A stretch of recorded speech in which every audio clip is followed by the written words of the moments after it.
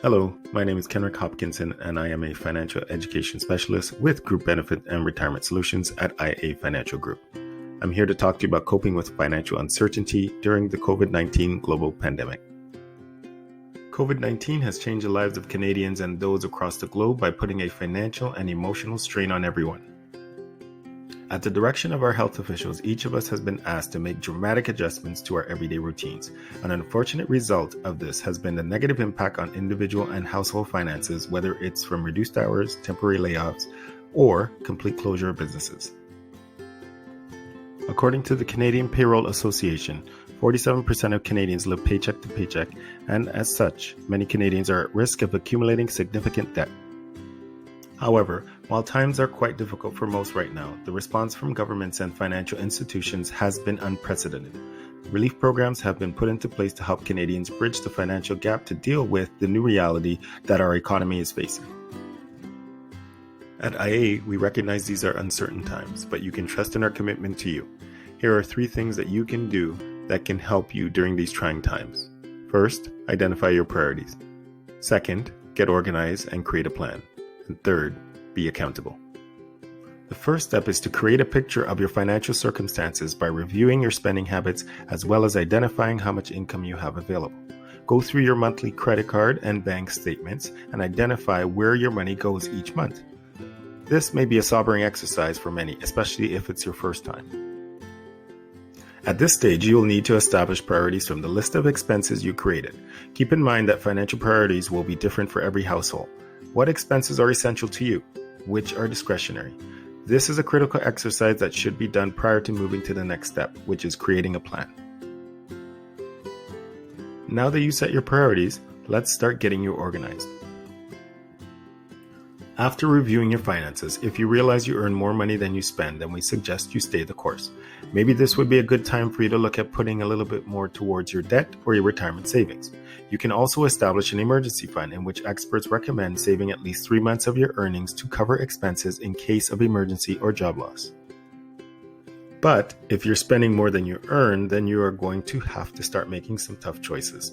Start by eliminating some of the items on your wants list you created. Getting something you desire might make you feel great in the short term, but making these small sacrifices will contribute greatly to getting your finances under control.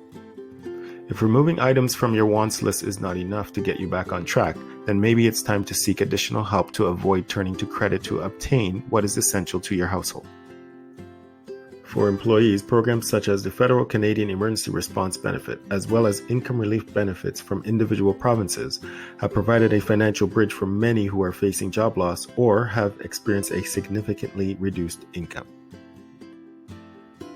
A great resource available to help you through this process is the Budget Planner from the Government of Canada website. This online tool will provide you with the ability to create a plan that is unique to you and your circumstances and set you on the right course. Be sure to continuously check in with yourself to see how effective your budget really is. Things may happen which may temporarily take you off course. Life is unpredictable, so remember to be flexible with your budget. You may have to make sacrifices in your finances in order to get you by during difficult times. One way you can set yourself up for success is by paying for items directly from your bank account. Use debit rather than credit. Get into the habit of spending what you have.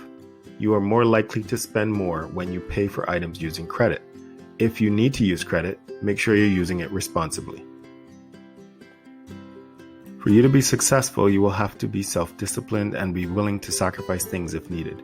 The bottom line is your budget isn't going to work unless you are committed to making it work.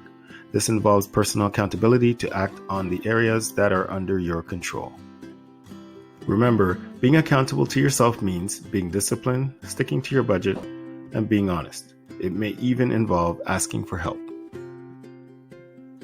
In addition to income assistance available through the Canadian Emergency Response Benefit Program, financial institutions and creditors have also offered their assistance through loan and mortgage payment deferrals. So, should your short-term obligations be overwhelming, reach out to your financial institution or your creditors to discuss if these options are right for you. If your situation is more precarious, contact a credit counseling agency to take control of your debt. A credit counseling professional will be able to guide you through the process of debt consolidation. For those of you that are approaching retirement, we recommend that you reach out to a financial advisor to see what strategy will work best for you. If you still feel overwhelmed or unable to cope, it is important for you to know that you're not alone. Crisis support hotlines and local mental health programs are accessible and available to you during this time. Take advantage of these programs if you need to. We all need a helping hand sometimes. The COVID-19 pandemic has changed the world as we know it. Our goal at IA Financial Group is to do our best to help you through these difficult times. We hope that you take the time to get your plan started using the information that we provided you in the presentation. Start by identifying your priorities, then get organized, and then make yourself accountable. Let's also remember to continue to follow the guidelines outlined by Health Canada in order to protect ourselves and to also protect others. We would like to thank you for listening. Stay safe and take care of yourself and your loved ones.